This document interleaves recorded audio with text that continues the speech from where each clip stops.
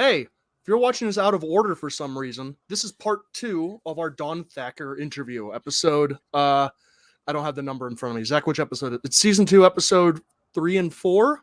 Yeah. Episode 4, you should go back and watch season 2, episode 3, the beginning of Don Thacker's show, if you haven't. If you have watched that, you're in the right place, and the episode will continue briefly. What? Then we fade out? Or we fade in? We're going to fade out, fade back into this. Yes, transition fade. Fade back out into the show. I know. We love Don Thacker. Bye. It's a great episode. Continue. Enjoy it. No, I like Dylan's pitch because I would like to think of like what would happen if you knew that in 3 years all problems are gone. Like how would humanity deal with the fact of like, well, in 3 years I'm not going to be obese anymore, so I'm just going to eat whatever. That's pretty interesting, Dylan. But yeah, he's right. Though you should definitely work on that. It's really shitty. We're going to put a pin on it and move on to the other pitches, right? Are we going to talk about all of them, or are we just going to pick one? Because I want to say one thing about that one that I think can lead you to your story. Sure. There's the ever escalating cascade of buckets. There's a Matryoshka doll story. I think this is great. I think Tom Cruise. War of the Worlds, Steven Spielberg, War of the Worlds. I keep bringing up Tom Cruise. I don't know why. It's a Tom Cruise day today. I'm not Mr. Tom Cruise. I think he's great. But anyway, War of the Worlds was great because it opens with world thing, right? Well, technically it opens with, family thing. But it presents a world scenario, shows you how the world's dealing with it, and then the buckets keep getting smaller, right? It gets all the way down to individual person trying to save his family. It's just Tom Cruise. And by the end, these giant monolithic beings, these tripods or whatever, are like they're just the weather. He's weathering a storm with these giant things. And I think that in a story like this, I'll give you an anti-example. Do you remember in Godzilla, the Bryan Cranston Godzilla, where Bryan Cranston was in it for 6 minutes? The reason I went to that movie is because Bryan Cranston was running and he looked scared. I wanted to be with Bryan Cranston. The reason you guys, be honest, that's why you went. Bryan Cranston was running. The running shot, epic. That shot alone deserves an award. But when you got into the movie and you realized that was one extreme end, and then the movie played on the other extreme end. It played on the military versus the thing. And yeah, there were people, but they were like fresh faces. And yes, they were connected tangentially through story, family, or whatever. But really what I wanted was that guy and his wife in the door, right? And I wanted to see that echo through. And you can't open on that. If you open on that, then I need to see that again in the movie. It's Chekhov's gun. It's Chekhov's dramatic point. If you show me a dramatic point, you've set me up. You've microcosmically set me up in the first 9 minutes of the movie. Look at Strange Days. Strange Days is a 9-minute open, 8.5-minute action open that tells you everything that's going to happen in the movie Strange Days. Catherine Bigelow laid it all out for you. Everything that's going to happen. Betrayal, violence, death, blackjacks. The whole thing is going to happen. You watch it in 9 minutes. Boom. And then cut to Larry, the main character in the movie, and watch him fall into that hole, right? Ray Fiennes does an incredible job in the movie. Watch that movie. If you haven't seen Strange Days, go see Strange Days right now. But Strange Days does that big setup, but it pays off in the movie. I think for this space pitch, you have to have at least three buckets. You start with the whole world sees a thing. Cool. Show me how the whole world responds to it. But then there's a middle area. I don't know what the middle area is. If we pick this pitch, we'll talk about it. The middle deals with a thing. And then an individual deals with a thing. If you give me the world deals with a thing and a guy deals with a thing, we're missing relatability.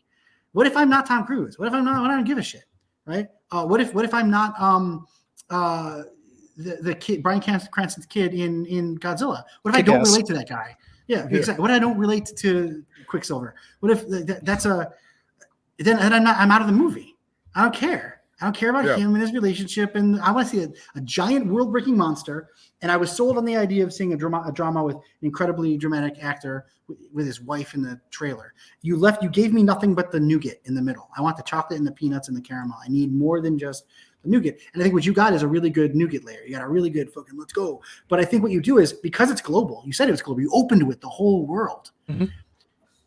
Give me a concentric circles. Give me the whole world. Keep pinging back to the whole world.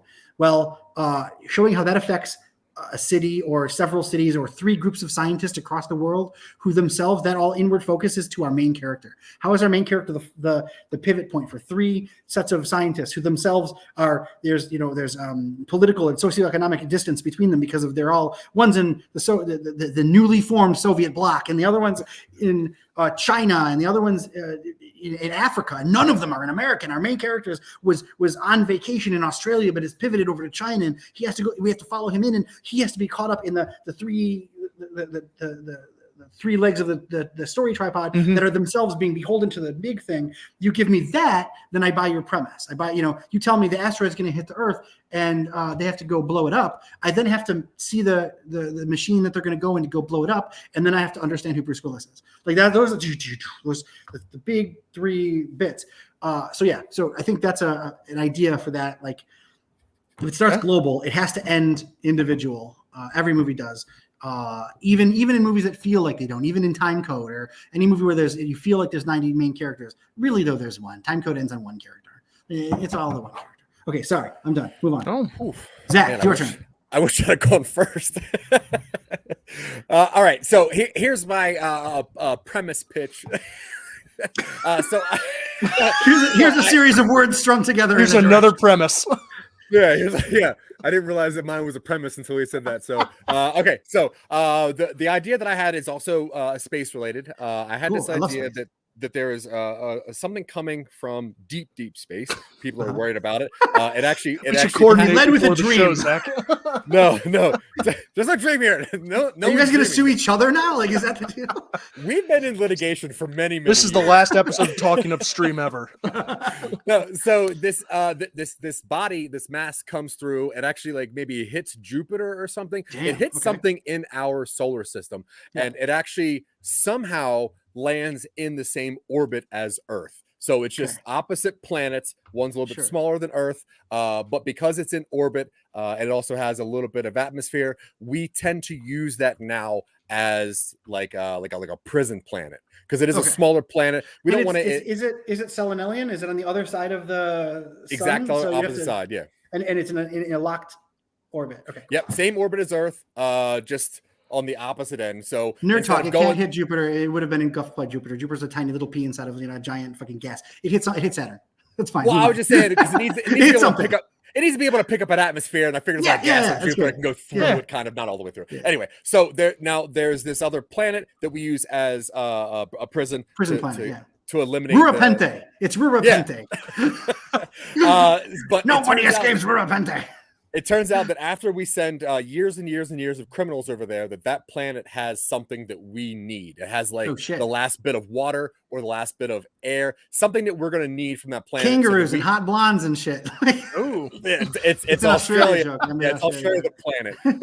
But yeah, so it turns out detrimental that we get something off of there, so that we got to send either a mining team or we got to move and swap them. But either way, a planet lands in our orbit. But it has something very special to us. But we don't find out until it's already inhabited by prisoners.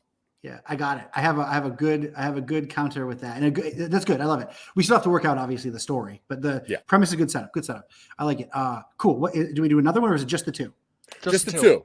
Unless you have one that you want to work on with us. No. I like this. I like working. Guys, I'm in a pitch no. cycle right now, and I'm pitching to dude. If I pitch any of my shit ever again, I'm going to put a gun in my mouth. It's too much. No, this is ours. Too many pitches. No, this is great. I like this. I want to work it. One thing I'd like to point out is when I said kangaroos and hot blondes, I know it's our modern age is very concerned about social equity and that sort of thing. I never said hot any particular gender blondes. Fucking Chris Hemsworth is hot as shit. I was only thinking Chris Hemsworth. Okay, cool. Like, I just want to be clear. And Claudia Black is a brunette, and I would pick her over Chris Hemsworth any day. I don't know. But Australia rocks. Let's go. Chris Hemsworth wrestling a kangaroo is where my mind went first. That's exactly right. That's perfect. Even Liam. I take Liam. I would be with Liam, but think about not the other one. Not the one who played Thor. No, whatever. It doesn't matter. Go ahead. Okay. The one who played the fake Thor. Yeah. Okay. Yeah. So, damn, I like them both. Listen, this is what I want to do for this moment. Dylan, I think that yours has the potential to be more like The Arrival than like RoboCop. And I think it needs time. You need to find out who your people are. So I think I'd like you to pitch it at some other point. Pitch it back to me or pitch it whatever. I think it's not for the show because it's not wide enough. It could be a Villeneuve style, like quiet shots and thoughts and big fucking moments. It could be an art piece. This other thing, Zach's thing, total garbage. Let's talk about it. Let's do it. Yeah, I'm joking, real Zach. garbage. It's not garbage. No, I love it. No, hear me out. I want to work on this for you because I've got my. This happens when you go into with producers. There's that old famous joke, but like, what if one of them was a dog? Like that's the pitch back. I've had this. I've literally had this. Does it have to be guns? Well, yeah, they're gunfighters. So yes, it has to be guns. Like, what do you mean? Does it have to be guns? Like, oh, I like it. Could you cut it down to? Could you cut the main character out? No, what are you talking about? So this you're gonna be used to this. Here's my counter pitch because you always get some high-minded guy who's sitting there like this. Oh well, I liked it. I read it. Well, I read a page. Well, I read half. Well, I had a reader read it. I love it. What if it wasn't starfighters, but it was two people at a cafe and one of them's a dog? Like it's like, what the fuck are you talking about? Like you'll get that, and I think that's kind of what I'm gonna hit you back with. I love the idea. The basic premise is good. It reminds me of what is No Escape? Remember No Escape? You don't. You have a 20-something-year-old kid. You got to be at least my age. Right? No Escape. Is that with Ray Liotta? No, I was thinking of Trespass. Oh no, No Escape. It's they have a satellite. It's a prison satellite. It's like half the size of a city and it's full of whatever. And you get to live on. So the thing I don't want No Escape. No Escape's done. A bunch of people in prison trying to get out is done. I think you set that up. That's the setup. It's what happens if we go to these prisoners. It's fucking Australia, man. Those people are crazy. They're gonna take over. But it turns out it's actual Australia, right? Like you get there, they hold the setup and the setup happens. We know what happened. We know about the planet. We have maybe communication has stopped for X number of years.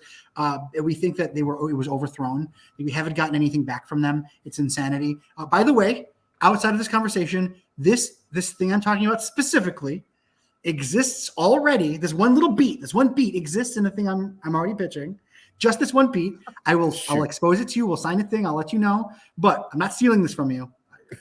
But I also think it's a good beat for your thing too. We haven't talked to them. They're gone. And we've been sending people. We keep sending people. We keep sending the automated shuttle. That makes sense. But it turns out, oh shit, like you said, it turns out we need an X, Y, and Z. We've been scanning the planet, and when trying to find out what happened, we discovered unobtainium. By the way, I love people that like laugh at the unobtainium thing. That is an actual element, though. Like it actually exists in real life. It's a dumb name. Oh. It's a real element. Look it up. No joke. When I saw that movie, I was like, well, that's stupid. It's real. Jim Cameron's got you. Checkmate. Double checkmate. 4D chess, motherfucker. He did it. I always trust Jim Cameron. He invented the fucking camera that he shot it on. But anyway, and it's, it may have been named after, I don't know. It exists now, though, and it's a funny joke to bring up at parties. So they find unobtainium. They need to get the unobtainium. They want to send people over, but they're terrified. They're going to send a military organization, and our main character is a military person or, a military adjacent, a medic or whatever the fuck. They're going to go, and they're prepared. It's Escape from New York. They have to send Pliskin into the fucking city. It's going to be a whole thing. They're going to make it, and their ship it hits some kind of eddy or pocket or whatever on the way. And we're breaking into Act 2. They're going to get to the planet, and before they even make it, there's a problem. What's the problem? They don't know it. And the ship doesn't crash. The ship lands. It lands without their control, but it lands. Turns out, fucking utopia. Utopia. It's been 130 years. They are done with your human fucking bullshit. And now they've been gearing up. They're ready for war. Like they know what they have. This unobtainium, they've used it. It's helped them and and they're ready. They're not ready they're not going to attack. But if you try to send another one of these ships, you can send us do the Post America. Send us you're tired, you're broken, you can send us these people that because of your shitty society has rejected, that we can take and give an opportunity to. We can reform them, right? But do not come at us with anything but your leftovers. If you come at us like you want something from us, fuck you. We were built by your throwaway, and we're better than you now. And I think that That's Oh, a I good like that. moment where you take the good guy, Mhm. the good girl, the main character, and you put them, they're high-minded, they're going to save the world, they're going to go get the unobtainium, they're going to fight their way through all these nameless, faceless human beings that we treat like trash in movies, or these dregs, and they show up and it's utopia, and they have to like deal with that. And there's a relationship, obviously, the main character, guy, girl, guy, whatever, it doesn't really matter. Main character interacts with the main character. Maybe there's an interest, maybe there's a begrudging friendship that forms over the movie, and it turns out that the high-minded ex-cons are not themselves perfect. They have their own struggles, and they're holding up the front against the Terrans, who have their own idea, and you can see a little bit of that tension maybe. But you remember, so all we want, human beings, look, the movies are great, storytelling is great because of one main reason. You need to punch Dylan. Like, that's the thing. Inside you, there's a chemical. No, seriously, there's a chemical reaction. No, I do. Yeah, I gotta punch. Yeah. I gotta punch Dylan. Dylan's Well, we gotta do the punch show him. remote now. Like we love to talk about how like we're high-minded, we have all these great ideas. I think the thing that makes human beings perfect and wonderful and great and beautiful and something that's not relegated to just animals with thumbs. I feel like the thing that makes us great is we can choose better. We can choose better, right? But conflict is in us. Everything you watch, every song is conflict. Every conversation is some form of conflict. And this isn't that social manipulation, like try to figure out where your position is when you're talking to somebody, how to dominate them. Fuck all that. What I'm going to say, I have an opinion, and it might rub up against yours. And that conflict is what makes the conversation good. Every movie is about conflict. And yes, the conflict between normal Terra and prison Terra is fine. It's fine. It's an okay, very broad stroke conflict. But once we get into it, keep sowing conflict. The better things look, the more secret seeds, thread of conflict has to exist. And I see this story. I see a world in the story where these characters, whatever, they get to the prison planet, and it's epic and it's wonderful, but there's something, it is built on trash. They've worked really hard to get here, but they've taken a leap too fast. The unobtainium has given them the opportunity to become high-minded and perfect and wonderful, but are we ready? Because they're still people, and the undercurrent can be that it is two sides of a conflict, and this can be your epic when you're at the Q&A. You can discuss how secretly it was about the conflict in the Ukraine. Or whatever, like the Ukraine, when I was thinking about it, whatever. The truth is, it's just people. They're just fucking people. Some people decided these people were bad people. Some of these people were legitimately bad people, but some of them weren't. They just did. They were driving while drinking a thing or whatever the fuck it is. Arbitrary lines that are sometimes helpful, sometimes not, have determined them to be bad or not worthy of the planet. And in the end, when we're stripped away of everything, we're just human beings. We all have the same source material.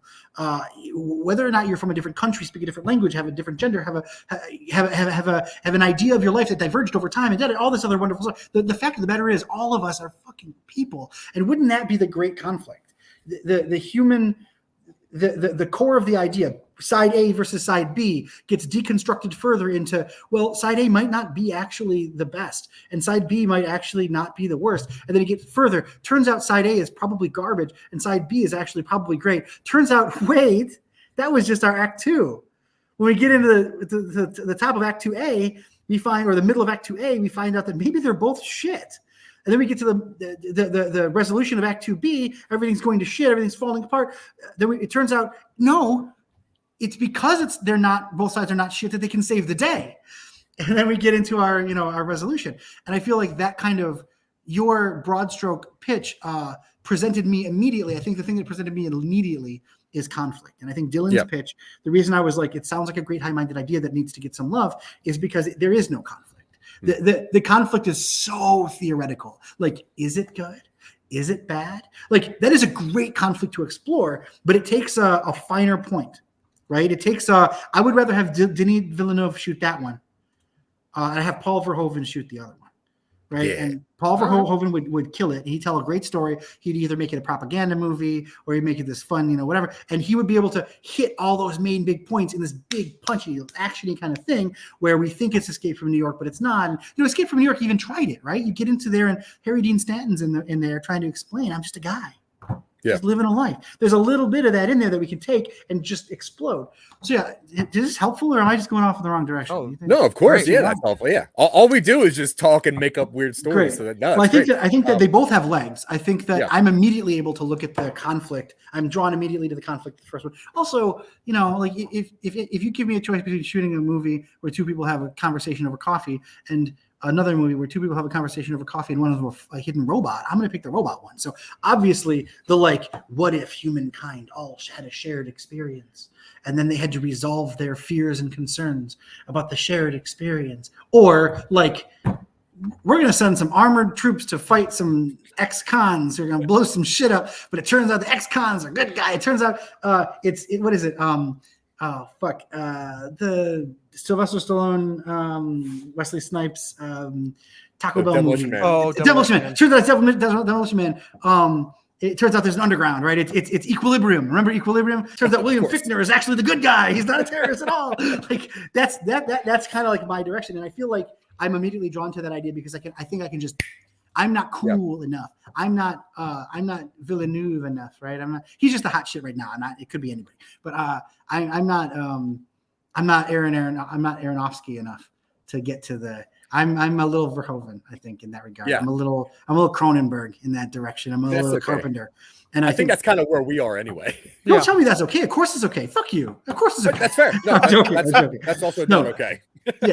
So I think that you have legs there, but you need to find out who your characters are. You need to find out what your stories are. I think a pitch versus premise thing to keep in mind is I know you guys had this conversation before the show. I wasn't there, but I'm guessing you had the conversation before the show about how you guys are literally the only people in the entire world who ever had an idea for a movie this one time. So this show is really unique in that you guys have thought a premise.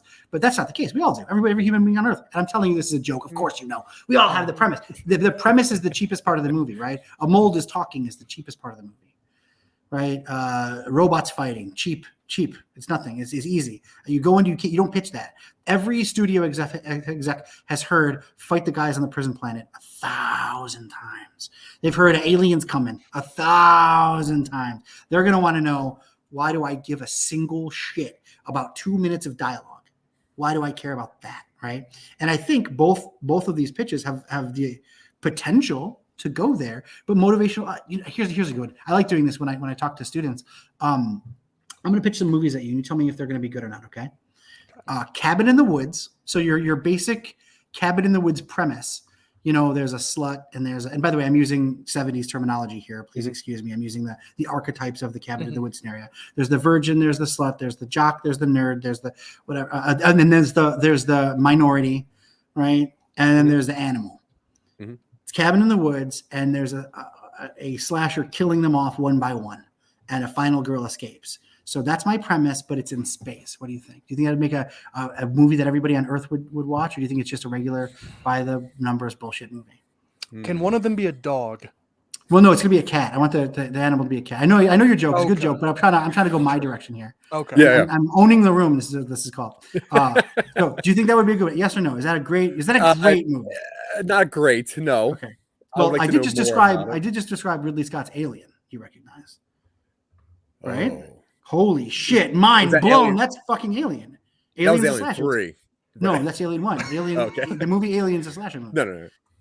Veronica Cartwright on the page is the quote unquote slut in the group that they're in, where they're not expressing these giant cartoony characters. She's the one who's secretly in love with the captain. She's the one who is against the rules. She's the one who breaks the rules. She smokes the cigarettes. She lets the people in. She's the rule breaker. You have the virgin. You have the warrant officer Ellen Ripley, who is the final girl, who's the virgin who follows the rules and does everything right and saves the day. You've got the jock captain in Dallas. You've got the minority in Parker, who, by the way, is one of the best fucking characters in cinema history. And the fact that the 70s slasher ideal has a quote unquote minority slot is ridiculous, but it's really good for an exercise like this, because you can see how it breaks it down. You got the stoner in Harry Dean Stanton. All right. You got that guy. You know what I'm saying? You got all of these work. It is a late 70s, early 80s garbage slasher movie done with elevated beyond its premise.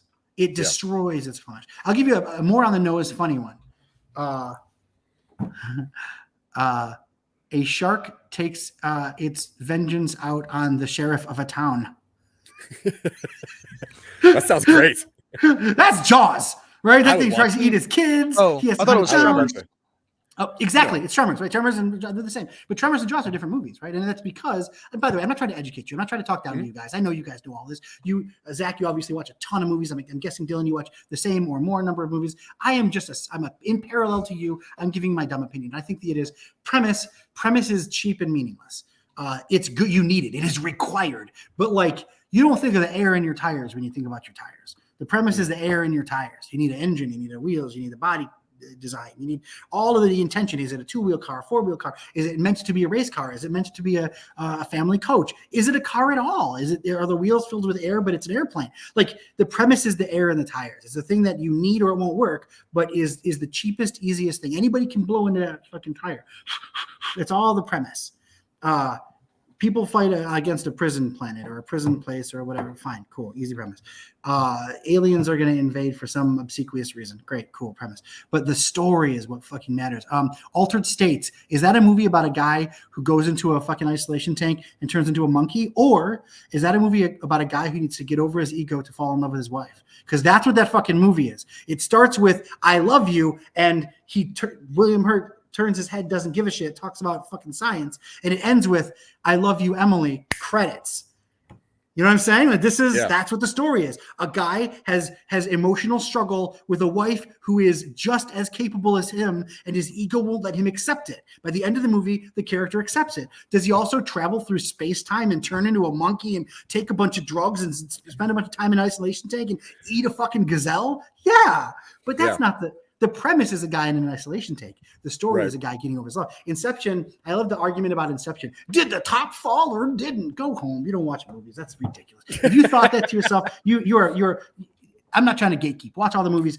Get any ideas that you have. That's great. But if your question at the end of that movie was, did the top fall? You missed the story that was being told. And that could very well be Christopher Nolan didn't tell you the story well enough. That's a total available option. But the top doesn't matter. It doesn't matter. Did he get home to his kids? Granted, Don Thacker's going to come in on the side with a 3-point shot and say, couldn't he have just flown those kids to France? Sure. But okay, fuck it. Doesn't matter. Because really it's about getting to those kids and getting over his made-up idea of his wife. He has destroyed his memory of his wife. He's blamed her for things. So it's, again, just like Altered States, it's a guy trying to resolve a character trying to resolve a relationship with another individual fucking character. Is it about putting thoughts into people's minds and dream heists? Sure, that's a premise. Imagine I go into your brain and take out your dreams, but instead of taking them out, I give you an idea. That's a premise. But the story is Cobb needs to get over his made-up idea of who his wife is. He even before he, at the very end when he lets her go, he says, "You're not her. You're my ruined idea of her." Yep. And that allows him to go be with his kids. Did the top fall? Who gives a shit? It's just meaningless. The story is Cobb getting over his shit. That's the story, right? And you can put that story in a million different premises. Stories and premises can be interchangeable. They can be more compatible. Look at a story as one hot person and a premise as another hot person. Hot people can get together and have kids, get together, have a good time, get together, go to the bar, whatever, get together, not have kids, adopt kids, whatever you want to do. But should you always pick just a random one and stick them together? No, some of them, and I say hot people as a joke. It's just all people. I'm just using people as a joke. But I think the idea is your story has to be there. It is the guts. The premise is the vehicle. And I think that that both premises are good. One premise requires me to be much better and smarter and more artistic than the other one. The other one is a known quantity. Prison Planet. Let's go. How do we find the guts of that? What is the relationship? Is it that the main character has volunteered, has declined every piece of military service after the big event, that after the colonial wars that took over the continent of Africa in whatever 2077, does that character now refuse to go on any violent missions? It turned out he ran the ball to blow the bomb, and the bomb actually killed a bunch of kids. Will he no longer ever go into conflict, but realizes that 20 years ago his wife and kid went to do she's a nurse or is a woman's husband and kid or whatever. I'm not trying to, any gender thing is just, I'm just saying words. It doesn't, totally interchangeable. And side conversation. If your story is not about a specific point in time in which there's a struggle between a specific gender moment or racial moment, I personally, only my opinion, alien is my guide. It doesn't fucking matter. Anybody is anybody. It's human beings. I want to talk about human beings. And unless we have a really, and I cannot speak from authority for anything but like a white dude growing up in the 80s. So I'm going to not try to, but so my point is, if I say a guy and his wife, that's just, I'm a cisgender white male and I have a wife, so I can immediately relate to my wife, that kind of thing. So take that, interchange it. I'm not trying to push anything. Parallel thing closed. So let's say a guy, he's not going to do the military service anymore. He refuses. They can give him anything. They give him $1 million. They give him a house. He's living in his truck. He doesn't want to do it. But then it turns out he hasn't talked to his wife for 20 years. She left him. But did she really leave him? He thought she left him because she never got back to him. But she's a nurse. She's an architect. She's a something. She's some important role that was required on the prison planet, and the prison planet cut off. It's been 26 years. He's going to go back. He's got to go back. It's the only way. Holy shit, I didn't realize you would do this. Well, this is the only thing I would do. Like, that kind of thing. He's gonna make his way back to, and or she, whatever, they're gonna make their way back to the planet for a guided purpose. And it doesn't need to be a relationship purpose, or I'm just using that as a whatever. But let's find a way to tie this person from a capability standpoint, a personal standpoint, or whatever. But even the choice to go is conflict. Yeah. Even the choice to get in the ship is conflict, and every step along the way is conflict. So you want to take every narrative beat in your movie has to be set up, carry, resolve, and button conflict. Conflict is I don't want to go. I don't do whatever, blah, blah, blah. Carry, I'm the best man for the job. I can control the thing. Oh, it's good to have you back. Whatever. Resolve, it turns out that we don't need a warrior. Instead, I'm woefully unequipped for what you do need. So that resolves that conflict. Button. But you do need to be here. We do need you. It's important. Demolition Man's a great example, even though it's comedic, and actually he was not a good fit for that environment, but they definitely needed him because somebody else from his needed to be there, right? Also, there's a pivot where you want to choose. I think you want to choose between central pivot, central character moment. So you're following character. You're following Matthew McConaughey into Interstellar, and you're following his story. Everybody's kind of an ancillary setup. Or is your main character Judge fucking Dredd? Is it Joe Dredd? Is your main character a mover? Is your character a fucking lightning storm, right? Arnold Schwarzenegger is the Terminator, and in the second movie, he's more the Terminator. But those movies are not about Arnold Schwarzenegger. They're about everybody around Arnold Schwarzenegger. Arnold Schwarzenegger is the moving, the fucking mountain. The thing everybody has to climb and get over. I think that's another good element. I think a good thing that executed kind of brilliantly on the high-minded but super interpersonal idea was Edge of Tomorrow, right? There's a reason for that guy not to go into conflict. There's a reason for that guy to not be the best choice for that conflict.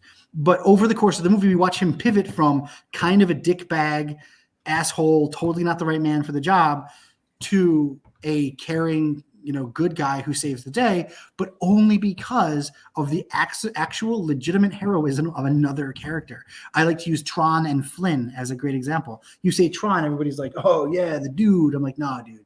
Bruce Boxleitner, and the name of the place was Babylon 5. Like that's fucking. The movie is about a superhero, a goddamn motherfucking light riding superhero, and the dude is in it too. Like he's in there, kind of be like, whoa, and Tron is like, yeah. And Flynn does stuff. Flynn is our eyes, right? He's in there, but we get to watch Tron be Tron. Tron is never bad, and I love that in Tron, Bruce Boxleitner's character Alan is kind of he's the kind of milk toasty nerdy hot guy who the girls with, and he's the better choice. He's smarter, he's a better programmer, but he's not cool. He doesn't own an arcade. He doesn't hang out with 12-year-olds. That's weird. He doesn't hang out with 12-year-olds. But he's not chill. He's not legit. He's just he's kind of a square, but he's hot. He's got that Bruce Boxleitner job. Do I have a thing secretly for Bruce Boxleitner? I don't know. Seems maybe. Like it. But and the name of the place. But the idea though is you get to see the whole world and this big thing happening, and you get a hero, but you don't need to address the hero. You can instead address a normal person. Tom Cruise in Edge of Tomorrow, or what is it called, Live Die Repeat, or whatever the fuck they made it up.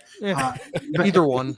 You get to watch this kind of shit piece turn into a a hero adjacent character because of the Full Metal Bitch, because of Emily Blunt, because of how awesome her character is, and because she's also a person and has her own flaws and her own needs and her own everything. And that ends up being a movie about two people, these two partners who get together. They're from opposite sides of the tracks, like the bad guy, the motorcycle riding bad guy, and the good girl who gets all the right grades, and they get together and make a dynamic couple. That's that movie, but it's in space with fucking aliens and shit. And I think that's. Go ahead. Would you say that the way your brain works is that you come up with premises and then wait for a story to kind of plug those in, or do you more think of like how the story goes? So it's kind of it's both, and it's both separated from each other in a very annoying way. I'm not like, haha, checkmate. It's both, bitch. Like no, like it's both in the worst possible way. I've got a trillion premises. When somebody came back to me, do you have another idea? It was mold. Talking fungus, I guess, is a premise. A guy talks to the fungus in his bathroom. That's the premise. Is that the story? Fuck no. Yeah. You replace it doesn't need to be a fungus. It can be a toy car. It can be a roommate. It can be anybody. The premise is a guy's depressed. Or sorry, the story is a guy's depressed, needs to get past his own individual idea of who he is, his fear of the outside world, his fear of women. The guy is abjectly terrified of women. Alien is. And the mold feeds into that. Like he's got to get past these personal little wars, the personal battles. He's got to win these personal battles to eventually resolve the story. The story of somebody being depressed and needing to figure out how to get out of that story was something I wanted to tell for a long time, since I was clinically fucking depressed, since I had gone through some shit that knocked me into, my family has a history of depression. I found out that I'm not just a sad boy. I'm legitimately like, I got a fucking thing going on in this moment. That thing exists as a present story. I needed to, how do I do that respect? And yes, a puppet story with Jeffrey Combs and a guy puking up fungus and licking a nipple and doing the Iron Man and fucking getting his face stepped on by alien space girl and all this other shit. That might not be your or somebody's like best approach to dealing with clinical depression, right? A story about the human stain of clinical depression. But it was my approach. I had a premise, I had an idea, and I put those two together. And I went through several. And the depression, let's just try to address depression. I used to I was telling you what that place I went on, that half a bedroom and I had a moldy bathroom. There were rules in that place. And one of the rules was I wasn't allowed to use the television. It was kind of run by this girl, and she was very aggressive, and I could only afford to live here. And she always had people over. She was not from the United States. She had people from another place outside of the United States come over all the time. None of them were Chris Hemsworth, if you want to catch where I'm. But she was. This is why I like your prison idea. I want to destroy Australians. Anyway, I'm joking. But she always had parties and everything, and I was just kind of like the troll that lived in the side room and wasn't even supposed to be there. I was just basically giving her a discount on rent, right? And so I had to watch this life happen. And I was stuck in my little half bedroom, like hoping. And what I would do, secret, I'm gonna let the secret out. I would sneak out and watch TV in the middle of the night in my underwear. Because I don't want to put on clothes. I want to put on a belt. You can hear it. I would sneak out. I turn on fucking. It's LA. It's the late '90s, and I'm watching Telemundo. I'm watching the like Mexican melodramas, and I'm like all I'm thinking to myself is, fuck, is this my life? Am I begging for PA work?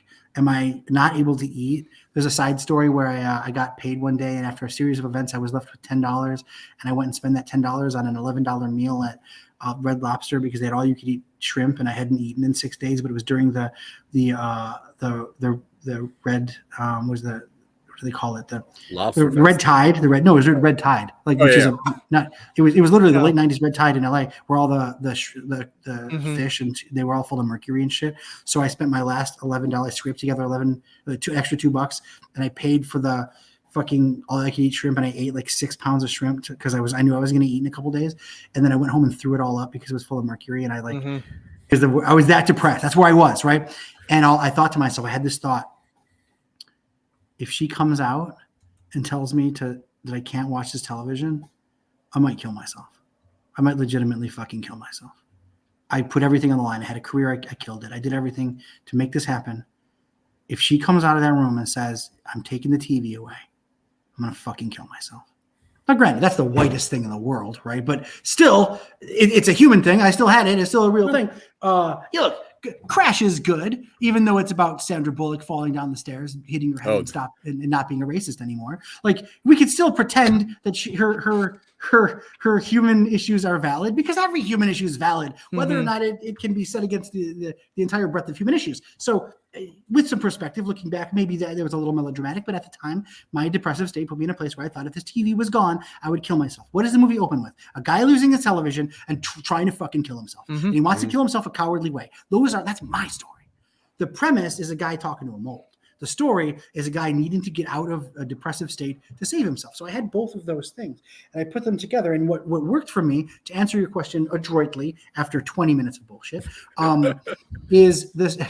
Dylan's nodding. Yeah, 20 minutes of bullshit. Jesus. To answer your story directly, I had a premise in a book. I had two premises. A guy talking to the grout on his bathroom because of that sushi thing, and then pages and pages and pages and pages later, maybe even in a different notebook, I had a giant fungus talking. So put those two together. That's an easy win. Guy talking to giant chunk of, whatever. That makes sense. And then, so I was going through it. How do I tell a story? My stories aren't all depression. There's, I got loves this. I want to tell the biography of my mom. That's the story I want to tell. Like her name is Paula Jean. I want to call it. It's called Paula Jean. It's a wonderful story about my mom being a single mom and fighting through this, and all good shit. I want to tell that story. My mom will be long dead. I will be on my way out, and I'll finally have enough skill, acumen to make the movie, and nobody will know what the fuck I'm talking about, because my poor mom will have been 20 years in the grave. I'm like 68 years old, 78 years old, trying to make a movie.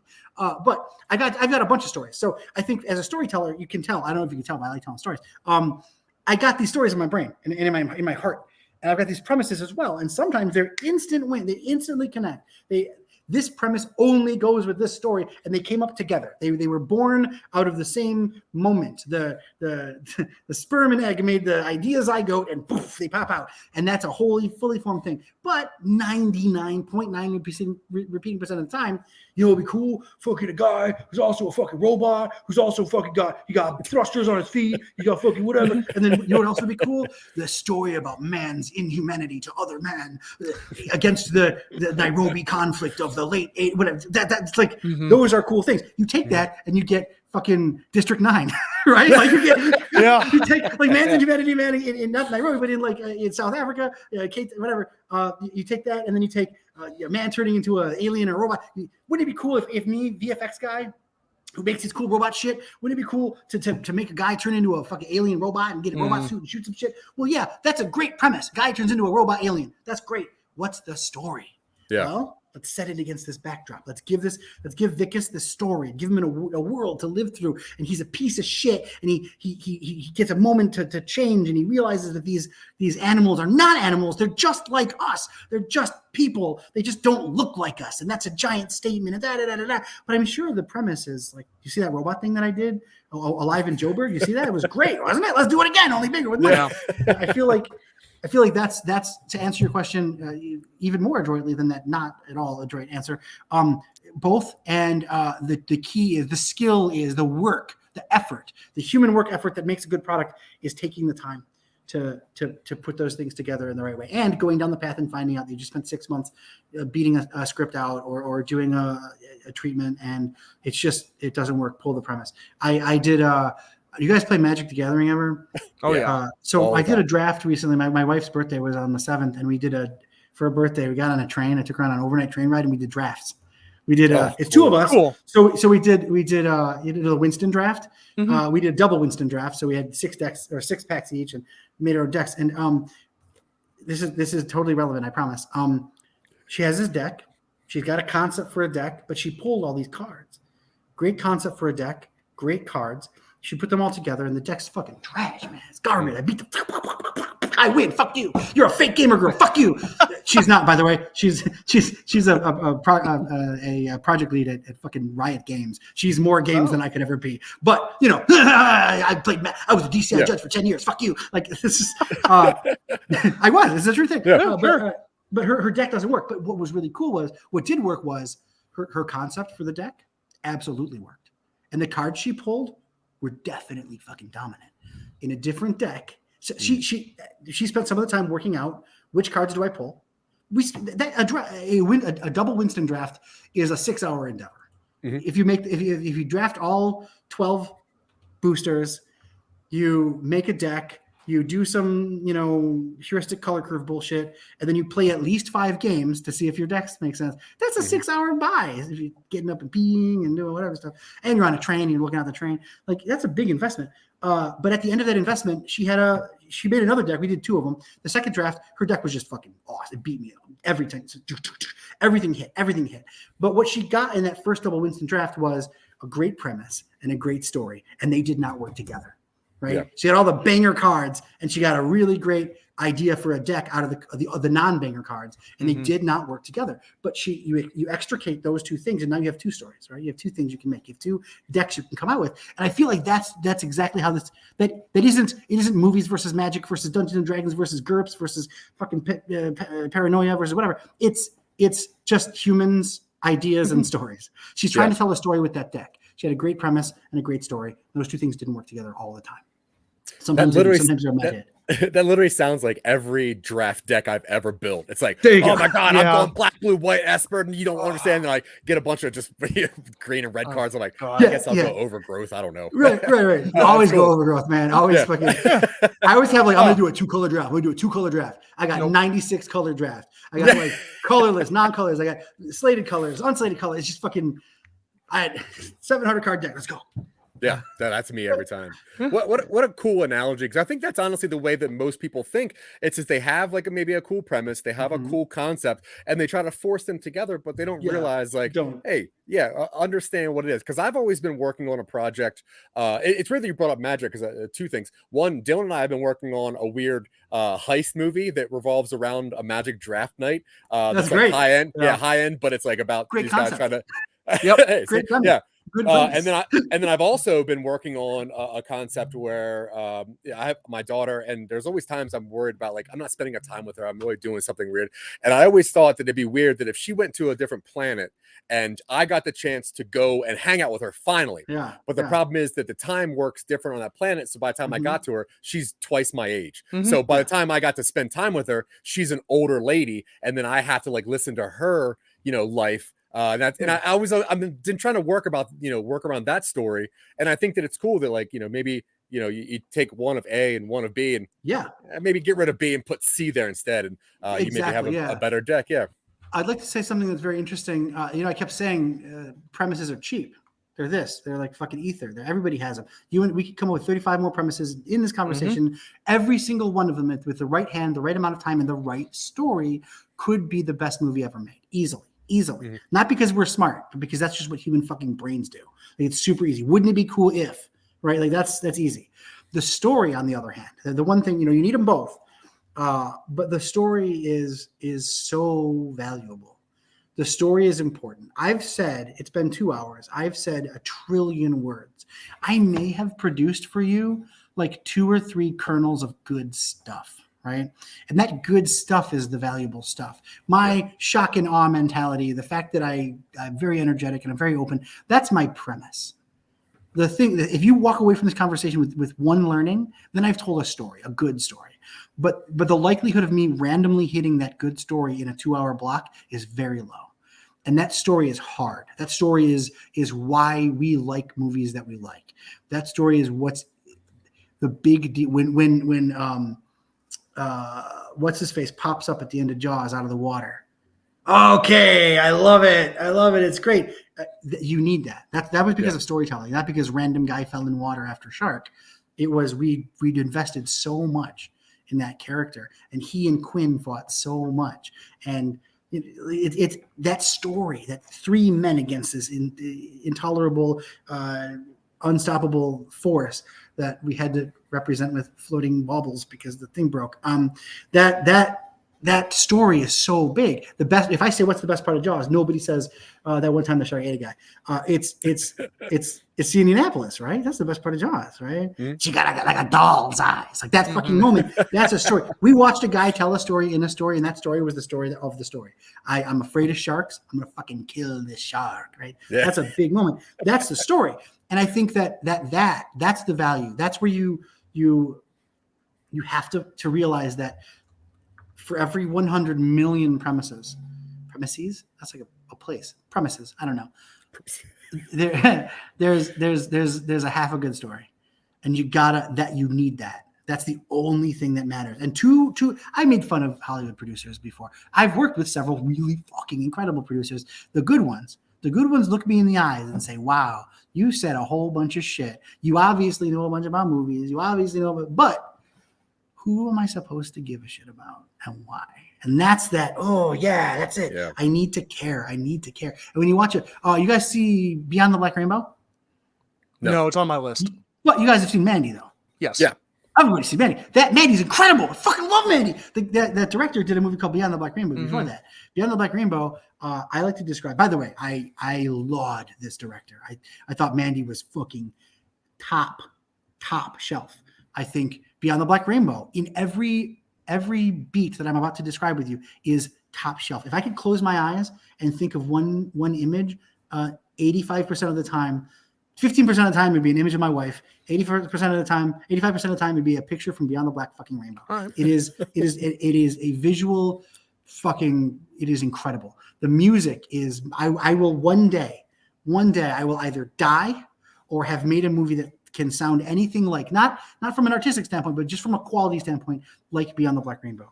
The character study in Beyond the Black Rainbow is fucking incredible. The world that's set up, the storytelling, the historic, it's just so fucking incredible. I've watched the movie 11 times and I've slept 9 fucking times. I don't care. I do not fucking care about anything that's going on in Beyond the Black fucking Rainbow. It's garbage. I would light it on fire. I would stick it in a fucking barrel, roll it down a hill, and hope that it hits children on the way down. It's bad. It's not good. I fucking hate it. I want it to die, but I love it because Beyond the Black Rainbow is indexes times 1 trillion on artistry, style, brilliance, amazing, and premise. And has 1% story. And the 1% story is not interesting or no.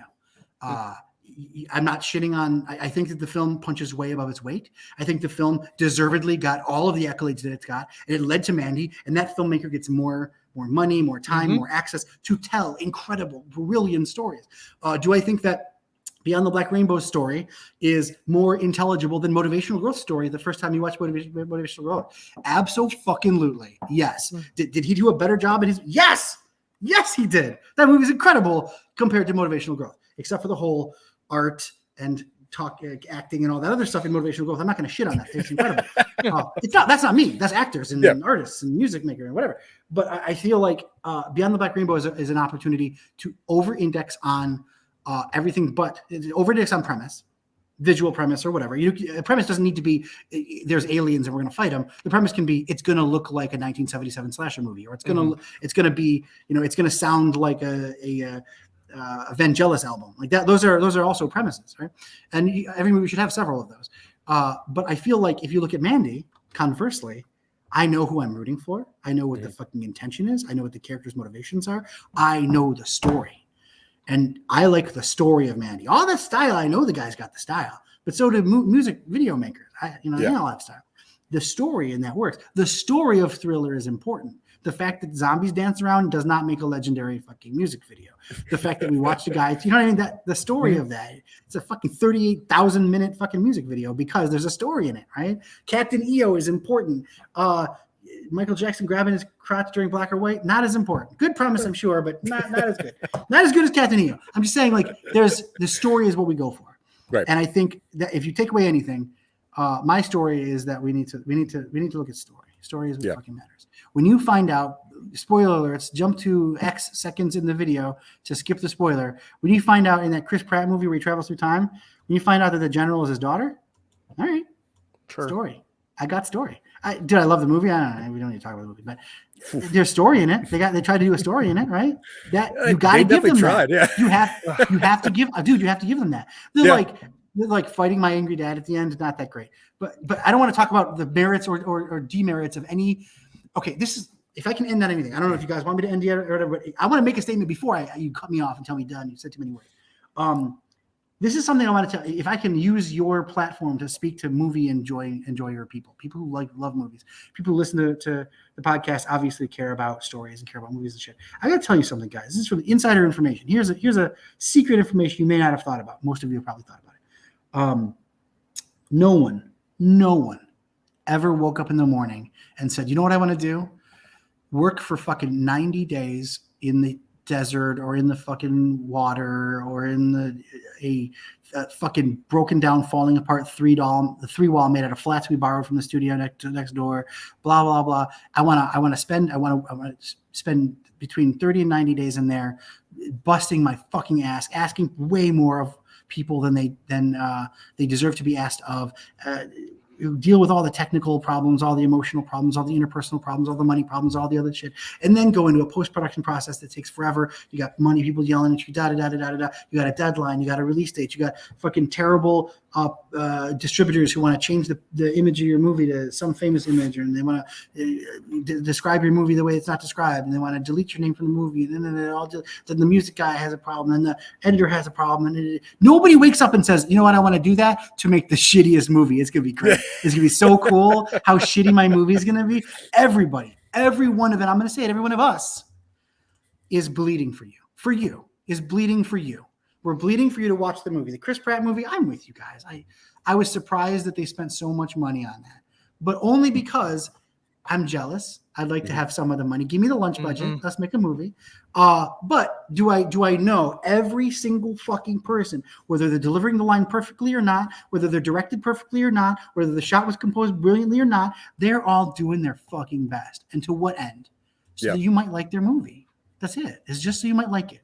Not so you call them up on the phone and tell them they're great or put them on a podcast and tell them they're geniuses, but just so you might smile this one time for their movie, or that they have a statement they really think that you should maybe consider in the giant overarching world of other statements that you should also consider. Maybe we don't kill each other. Maybe race is not a delimiter of human quality. Maybe fucking the gender question should have been a question we stopped having 1,000 years ago and started treating people like humans. Like I feel like these statements can be made and still not be bad. I feel like maybe the statement is a robot tried to kill a fucking lady whose kid was going to grow up and fight the robot, so that they send a guy back to have to screw the lady and have the kid that's going to go ahead and fight the robot. That's fine. That's good. I'm with it. But nobody sets out to make the bet. No, I lie.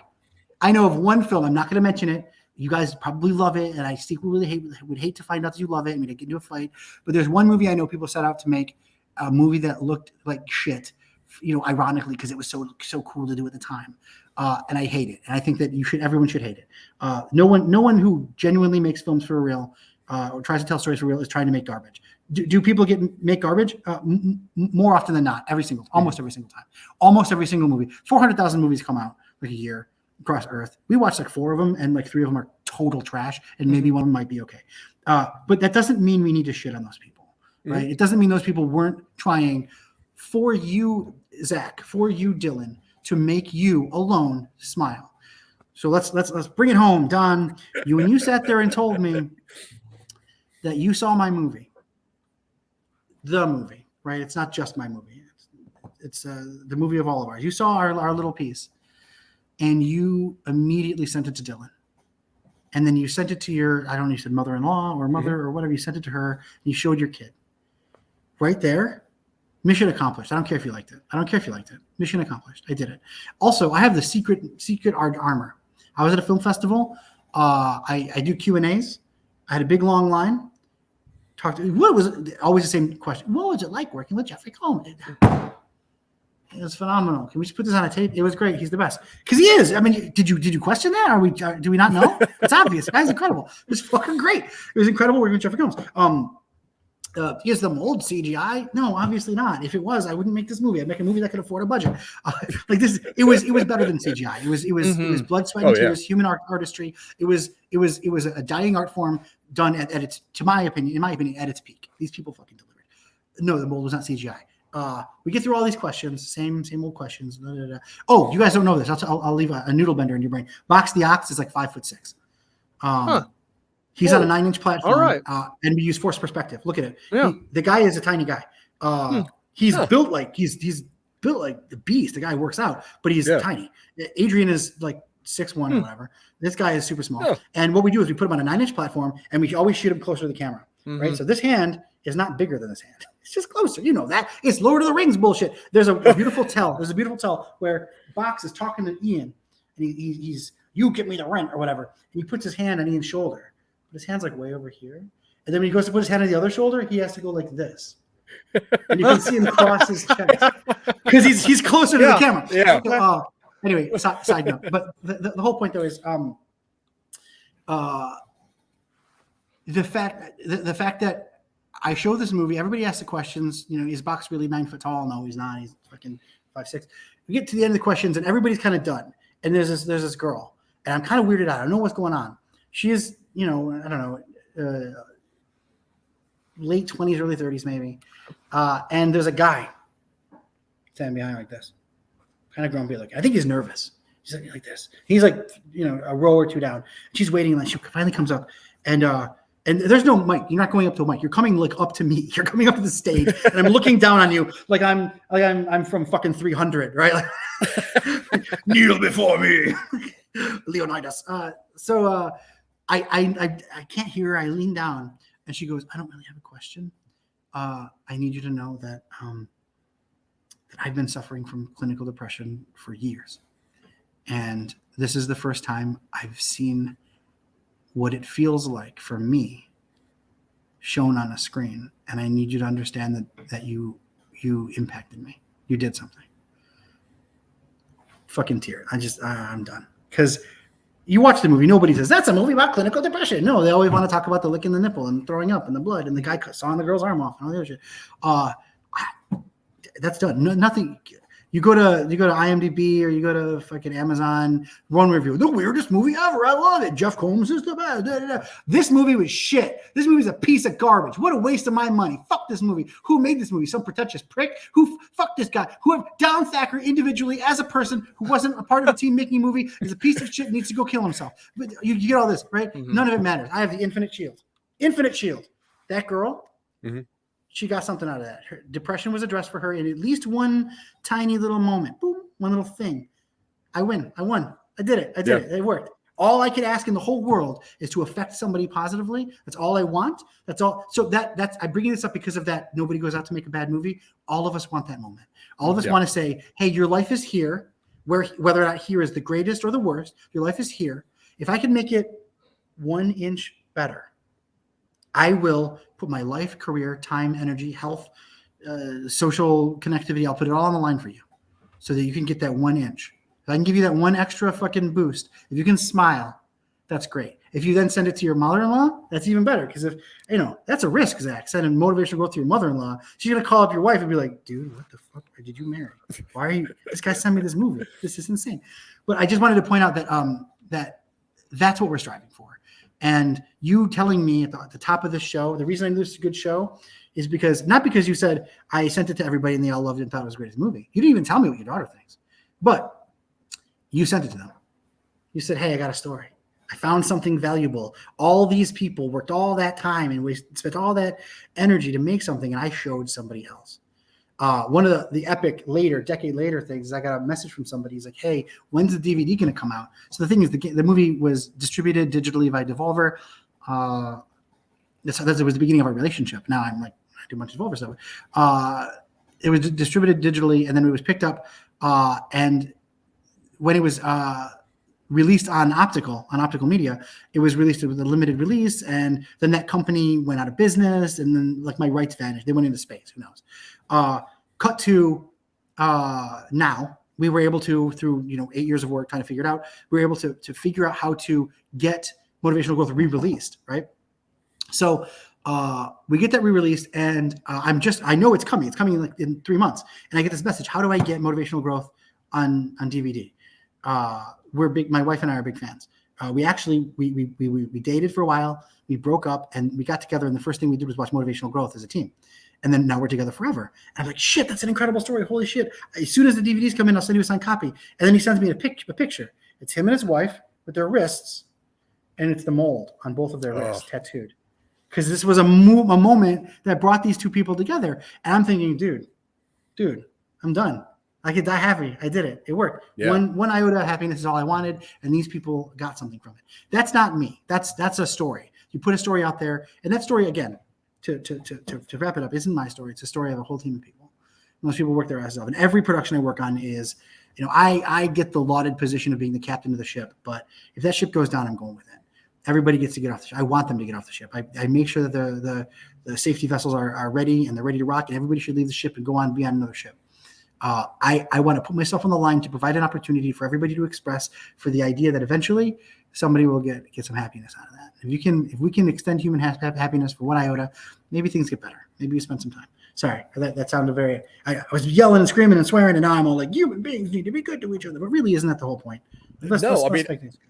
I absolutely love that, because when Dylan and I, when we try to create something, what's really behind it is just trying to make people smile. It's trying to make people laugh. It's trying to make people think like, oh, I've never thought about that before. That's crazy. Yeah. And I will say that the movie Motivational Growth had elements that some people would find shocking or cool, or you'd find it like a Spencer's Gift or something. But it was hey, having a guy suck on a mold nipple would definitely be in a Spencer's Gift. But I love the Spencer's Gift joke. I would tell everybody. I'm going to call Adrian when he gets here. I'm going to Adrian.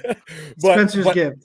But I will say that it was the emotion, it was the storytelling technique is what really stood out to me. And it was somebody that was trying to do something different and not just making something because it is kitschy or because it is relevant. There was actual emotion, and you did make me smile. I mean, within, I'll say, I think I reached out to your people maybe 10 days ago. In 10 days, which was the first day that I watched it, twice. I've seen this movie 8 times, and it is really, I know, and it's because there's some things you watch and you're like, okay, that's going to wash over me, and that's whatever. It's a Marvel movie, whatever. And then there's some movies where you're like, there is something that somebody's trying to tell me here. And it's so cool. It's like when you look at a piece of art and everyone loves the art and you just don't get it, and you just stare at it, you're like, they get it. I'm working on it. And I mean, I got motivational growth. Someone who is clinically depressed, also someone who is struggling with depression. And I'm not trying to speak for Dylan, but we've spoken about this on our show before.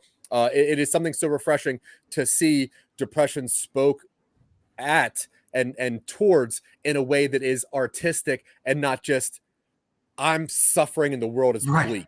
It was really special the way that it's done. And I think that I'm not sure if I got the exact message, but the message I got from it was something that was beautiful. And I really do appreciate you for gathering this team and making this project, because not only have I seen this movie 8 times now, that's hours, days of my life, but also 2 hours of just fawning over you being someone that, you really you stand out from what I thought you were going to be. You're way cooler and way more energetic and way more. Well, the IMDb photo. You say cool or cruel? Because if it's cool, I've never been called cool in my life.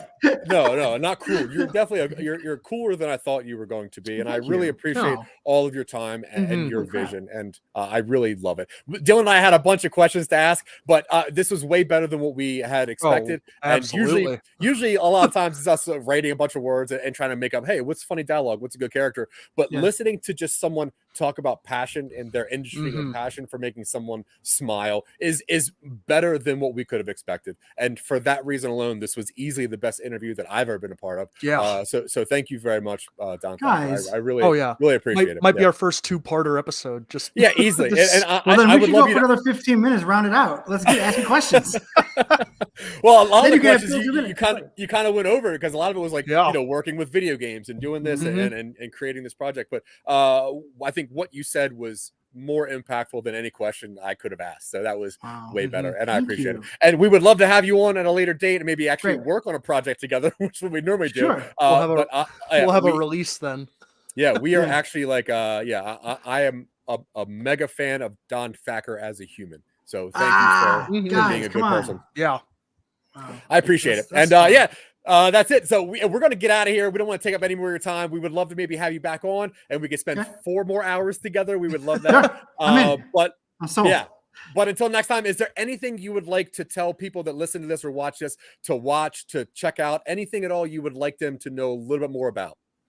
Yeah. Okay. So this is easy. Motivational Growth just got its re-release, right? It's got brand new art, which is I think one of the things that drew you to it. That art is fucking chef's kiss. I did not do that art. I hired a really incredible artist who we're working on with a couple other things. He's incredible. The art is awesome. You can get it on Amazon Prime. If you're a Prime member, it's free on Prime, or within your membership on Prime.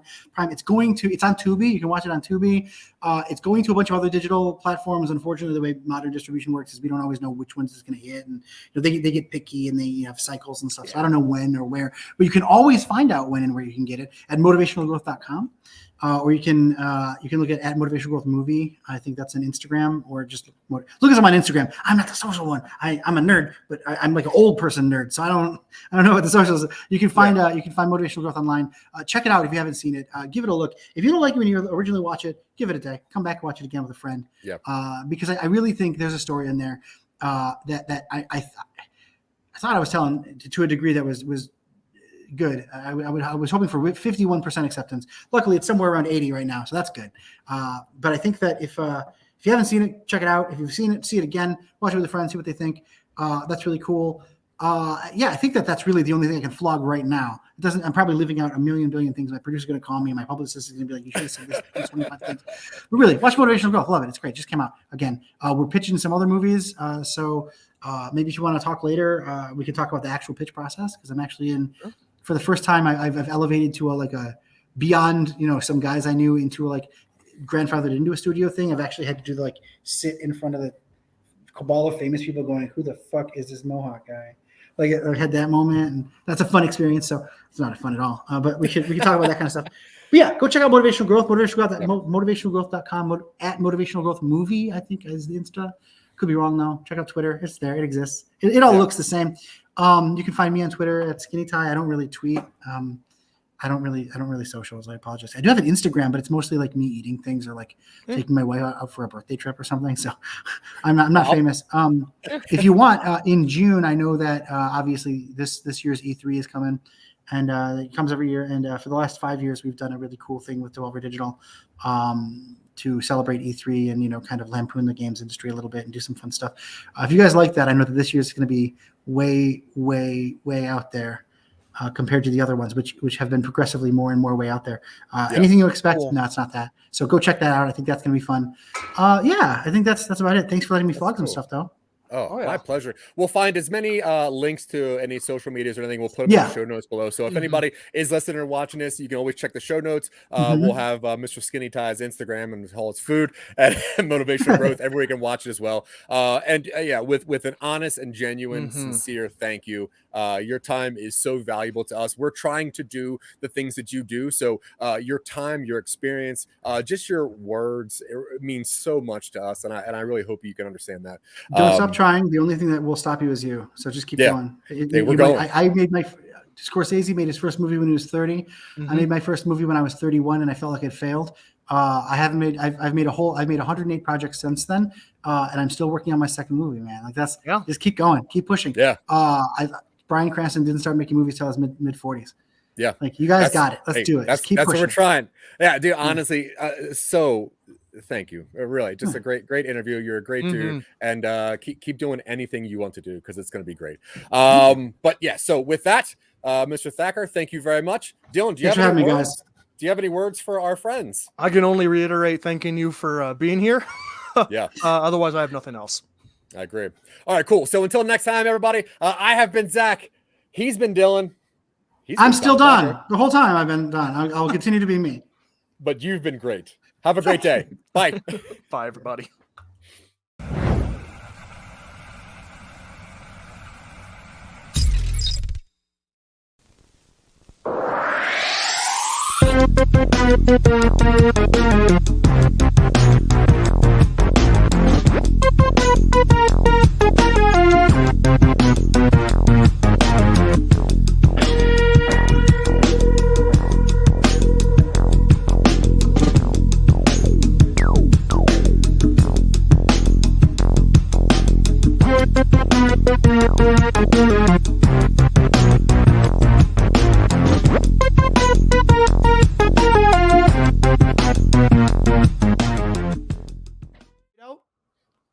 Or we fade in. We're going to fade out, fade back into this. Yes, transition fade. Fade back out into the show. I know. We love Don Thacker. Bye. It's a great episode. Continue. Enjoy it.